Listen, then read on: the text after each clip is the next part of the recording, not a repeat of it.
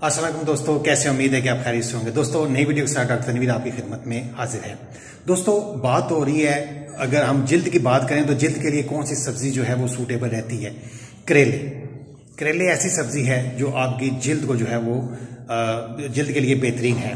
अगर आप जिल्द को अच्छा रखना चाहते हैं तो फिर आप करेलों का इस्तेमाल करें। इसको एज ए सब्जी के तौर पर भी इस्तेमाल करेंगे तो इसके बेनिफिट आपको मिल जाएंगे। ज्यादा भूनना नहीं है इन्हें। दूसरा यह है कि इनका रस निकाल कर भी आप इस्तेमाल में ला सकते हैं, इससे भी आपको फायदा होगा। इसके अलावा चंबल फुलवैरी के जो मरीज हैं वो भी इसका रस पिएं।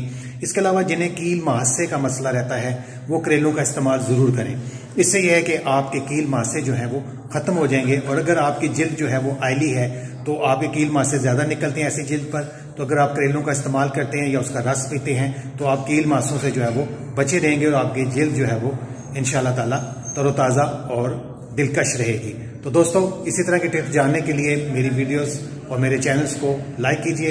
इंशाअल्लाह ताला मजीद वीडियोस आपके लिए लाता रहूंगा। अल्लाह।